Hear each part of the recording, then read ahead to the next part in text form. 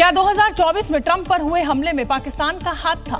ये सवाल इसलिए क्योंकि इस हमले में एक पाकिस्तानी को ईरान ने हायर किया था, उसे ट्रेनिंग भी दी थी, जिसके खिलाफ जांच में अहम सबूत मिले हैं। उधर ईरान युद्ध के बीच डोनाल्ड ट्रंप ने अपना इंतकाम पूरा कर लिया है, अपने जानी दुश्मन को मार गिराया है।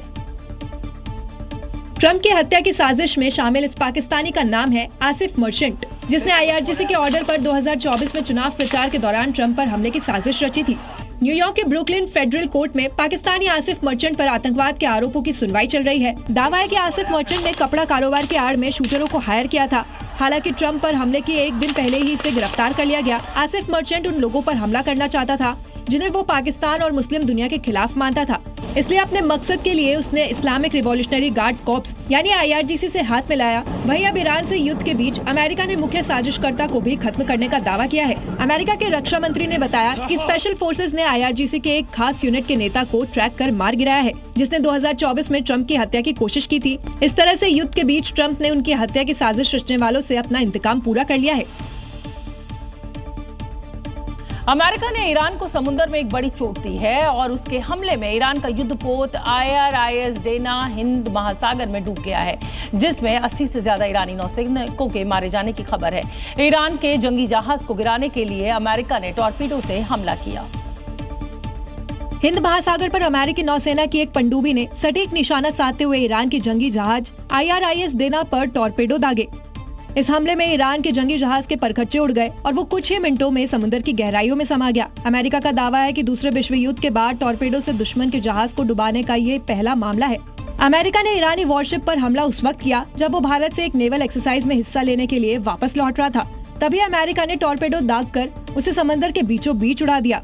अब जरा जान लीजिए कि वॉरशिप को उड़ाने वाला MK-48 टॉर्पेडो कितना विध्वंसक है। MK-48 टॉर्पेडो का वजन करीब 1700 किलोग्राम होता है, जिसमें करीब 295 किलो का हाई एक्सप्लोसिव वॉरहेड होता है। ये वो बारूद है जो जहाजों की कील को तोड़कर उन्हें 2 टुकड़ों में बांट देता है। वहीं जिस ईरानी वॉरशिप IRIS डेना को समुद्र में डुबाया गया है, वो ईरान की स्वदेशी तकनीक से बना एक आधुनिक और शक्तिशाली फ्रिगेट था, जिसमें एडवांस्ड मिसाइल सिस्टम था।